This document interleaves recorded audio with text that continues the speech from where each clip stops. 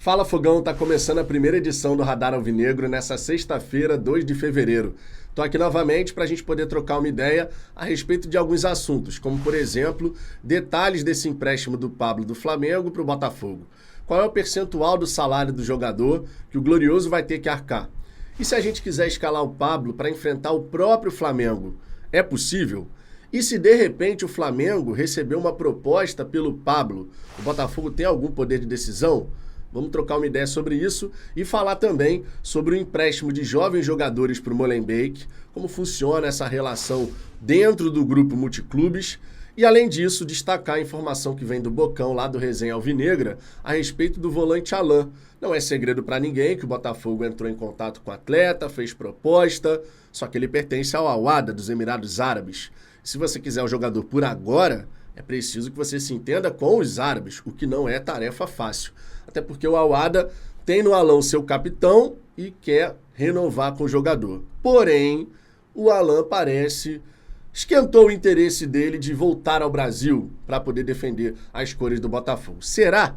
Vamos falar sobre tudo isso, Fogão? Só que antes de mais nada, te peço por gentileza, deixa o seu like, isso é muito importante. Quando você deixa o like, você ajuda a espalhar a palavra do Fala Fogão. A gente alcança mais e mais botafoguenses que passam a conhecer o nosso trabalho. Além disso, se você não for inscrito aqui no canal, te convido a se inscrever. Ultrapassamos a marca dos 39.250 e estamos caminhando muito bem, obrigado, rumo aos 40 mil. Ainda nesse mês de fevereiro, ultrapassaremos essa marca histórica aqui pro Fala Fogão. Beleza? Sempre lembrando, na programação dessa sexta-feira, na hora do almoço, ali por volta de 1h05 da tarde, a gente tem a nossa resenha, live, para falar das notícias, para trocar aquela ideia mesmo. E às 18 horas, Radar Alvinegro, segunda edição. Mais um vídeo aqui no canal. 3 conteúdos, portanto, nessa sexta. Sextamos assim, não é verdade? Dito isso, vamos em frente. Vamos começar falando aqui sobre o Alan, que certamente é um ponto de interesse da torcida do Botafogo. Afinal de contas, é uma posição que a gente tem como carente no nosso elenco. No grupo do Botafogo, nesse grupo de jogadores, nós não temos nenhum especialista em desarmes, em marcação. Nós não temos aquele meio-campista que consegue dar combate, recuperar essa posse de bola e fazer o Botafogo se proteger melhor dos ataques adversários. Não é o caso do Marlon Freitas, não é o caso do Patrick de Paula, não é o caso do Tietê, não é o caso do Cauê, simplesmente não é o caso. Então nós não temos um especialista em desarmes. E isso é exatamente o que o Alan é. É um grande especialista em recuperar essa bola, recuperar a posse, não deixar que os adversários cheguem na nossa grande área. É claro que é um só jogador, mas como ele tem essa capacidade aumentada, faz uma baita diferença. Só em termos comparativos, o Alan, lá nos Emirados Árabes, está tendo uma média de desarmes por partida de 2,2. Esse é o menor número dentro de um período que eu pude avaliar. Só que ainda assim, é o dobro do que o Marlon fez no Brasileiro de 2023. Só para você ter uma ideia. O Alan na Premier League chegou a bater uma média de desarmes por partida de 3,3. O Marlon Freitas no Brasileiro do ano passado, 1,1. Aí você pode pensar, pô, Vitor, mas no nosso elenco a gente tem o Danilo Barbosa, que tem essa característica. Só que as estatísticas mostram um retrato bem diferente. Sabe qual foi a média de desarmes do Danilo no último Brasileiro? 0,8. Pois é, abaixo do Marlon. A gente muitas vezes fica com essa impressão de que o Danilo é um cara que desarma mais, que pega mais na marcação, mas não necessariamente isso é verdade. Então a gente precisa de um jogador como o Alan. Tudo bem, ele pode até ter aumentado o interesse dele em vir ao Botafogo, uma vez que a gente fez uma contratação tão grandiosa assim, em termos de valores e tal, que repercutiu tanto mundo afora. Mas o Botafogo vai ter que se entender com o Al-Wahda, não tem jeito. A menos que você acerte um pré-contrato com o jogador que tem seu vínculo com o time dos Emirados Árabes se encerrando no meio do ano e aí ele chegue para a segunda janela. Aí, beleza, é uma situação completamente diferente. Segundo o GE, o Botafogo, no mês passado, ele chegou a acertar valores com o jogador em termos de salário, tempo de contrato. Só que depois veio a notícia de que o Alan estaria inclinado a permanecer por lá. Estava esperando uma proposta de renovação do time árabe. Então a gente fica naquela dúvida. O que pode acontecer em relação a isso? Uma coisa a gente tem certeza. Se o Alan, de fato, for contratado pelo Botafogo, é um baita de um reforço. Porque vai suprir uma necessidade muito latente que a gente tem no nosso setor de meio de campo. É um primeiro homem de meio de campo de respeito, que vai elevar a nossa capacidade de marcação, o que pode, claro, fazer uma baita diferença. O Botafogo precisa reforçar o seu setor defensivo. Vamos aguardar os desdobramentos desse caso. Agora, falando a respeito desse empréstimo do Segovinha e, na verdade, de jovens jogadores que podem pintar no Molenbeek, muito se fala de que o Botafogo é satélite do Lyon. Mas se você parar para pensar, nessa história toda, quem está servindo de satélite é o Molenbeek. Olha quantos jogadores o Botafogo já mandou para lá. Jogadores que a gente não queria por aqui, que o Textor simplesmente pega e passa lá para a Bélgica. Olha quantas vezes isso já aconteceu. Oyama, Riquelme, Enio, Barreto, Klaus, Luiz Segovia. Não é que o Botafogo não quisesse, mas o atleta queria jogar e foi para a Bélgica até por conta disso. Agora é o Segovinha, o Carlos Alberto também está por lá, Sampaio está por lá. Essa é a melhor definição de um clube satélite.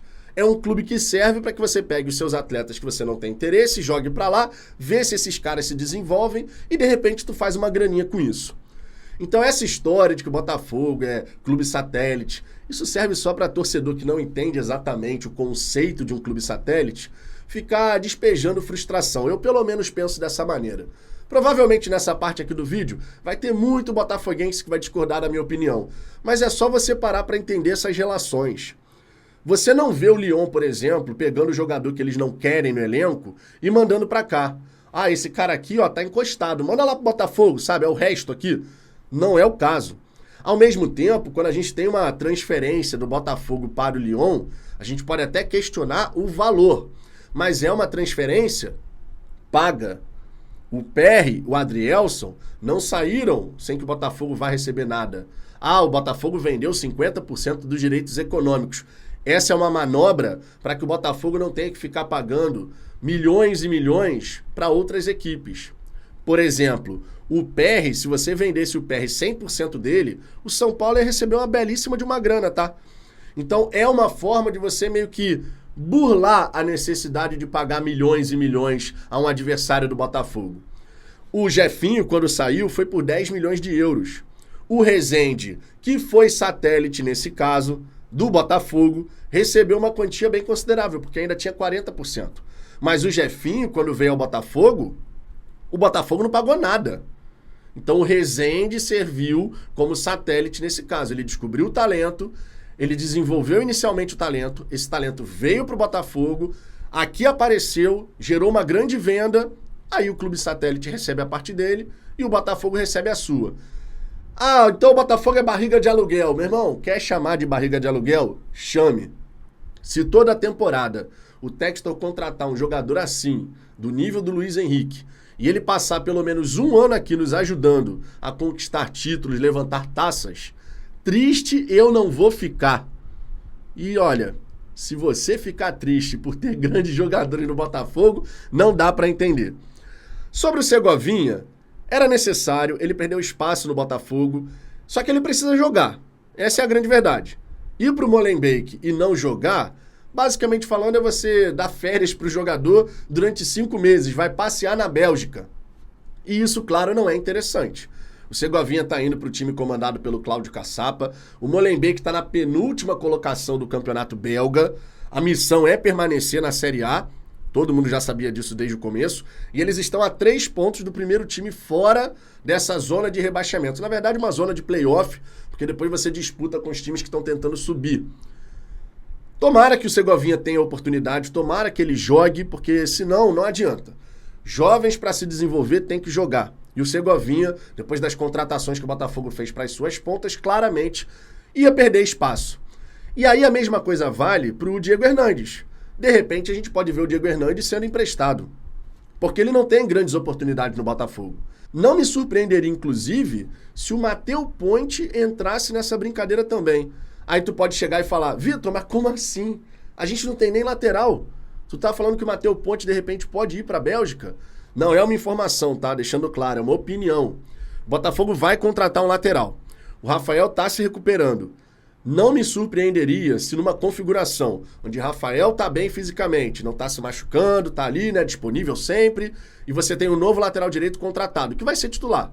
O Matheus Ponte vai ter pouquíssimos minutos, porque a hora pra gente dar minutos a Matheus era agora, no Carioca. Só que ele foi pro pré-olímpico. É porque a seleção uruguaia acabou sendo eliminada precocemente, certo? Mas ele era pra estar disputando o Campeonato Carioca. Não sei se no contrato do Matheus dizia que se ele fosse convocado, ele tinha que ir, tinha que ser liberado e tal, não sei. Mas o Matheus Ponte, se não jogar agora no Carioca, não vai jogar na Libertadores, não vai jogar na Copa do Brasil, nem no Brasileiro. Porque aí o nível de competição ele é aumentado e você precisa de um cara que te dê consistência garantida ali na lateral direita, no lado direito da defesa. Então realmente não me surpreenderia se esses jovens que o Botafogo contratou, cada um fosse sendo emprestado para ganhar rodagem. O Valentim Adamo foi assim, foi para o Chile. Só que ele foi no empréstimo com opção de compra, não é o caso do Segovinha. Enfim, vamos acompanhar, vamos ver como é que vai ficar essa brincadeira. Mas é importante a gente começar a entender mais e mais dessas relações dentro do grupo, uma vez que o tempo vai passando e a gente vai tendo novos elementos. Para fechar, Fogão, quero falar a respeito dos detalhes dessa negociação entre Botafogo e Flamengo pelo zagueiro Pablo. Segundo o TF, anteriormente, ele disse que o Botafogo pagaria cerca de 60% do salário do jogador, mas o GE trouxe uma atualização. Serão 74%. 26%, portanto, continuam sendo pagos pelo rubro-negro. Vitor, e se o Botafogo quiser escalar o Pablo para enfrentar o Flamengo num clássico? É possível? Possível é, mas vai ter que coçar o bolso. 2 milhões de reais é a cláusula para que você possa chegar e ter o atleta num clássico em qualquer competição que seja. Pode ser Copa do Brasil, Brasileiro, enfim, qualquer competição. Você pode até utilizar, mas você vai ter que pagar. E se o Flamengo receber uma proposta para vender o Pablo? O Botafogo tem poder de decisão? O Flamengo pode vender o Pablo a hora que ele quiser. E o Botafogo, em caso de venda, ele teria que receber uma quantia, né, que não foi determinada, não foi especificada na informação, na matéria, por conta da taxa de vitrine, que é comum nesse tipo de negócio. Então você vê que é um empréstimo sem custos, sem opção de compra, e o Botafogo ele vai ter o atleta pelo menos até o fim do ano. Porém, com esses detalhes, com esses pormenores, que é sempre importante a gente ficar atento. O Pablo, na minha opinião, vai brigar para ser titular, tá? Acredito de verdade nisso, que ele vai brigar para ser titular. Só o tempo vai dizer, porque ele vai ter que mostrar que está em forma, o que tem sido um problema. Ele, inclusive, não foi para os Estados Unidos com a comitiva do Flamengo para fazer a pré-temporada, justamente porque estava com uma tendinite no joelho. Eu espero que no Botafogo o Pablo possa realmente se ver livre dessas questões físicas, que em breve o Luiz Segovia também esteja recuperado, plenamente ali, ó, pronto para jogar, porque dessa maneira a gente vai ganhando alternativas na nossa linha de zaga, ou melhor, no nosso miolo de zaga. Nesse momento nós temos Bastos, Lucas Halter, o Alexander Barbosa, o Pablo, o Jefferson Maciel, o Luiz Segovia, o Nilton e o Danilo também podem fazer esse miolo de zaga. Então, alternativas tem. Qual que vai ser a melhor dupla? Aí depende do Thiago Nunes. Enfim, Fogão, são essas as informações que eu queria passar para você aqui nesse Radar Alvinegro primeira edição. Na hora do almoço eu tô de volta para a gente poder seguir resenhando. Um grande abraço e até daqui a pouco.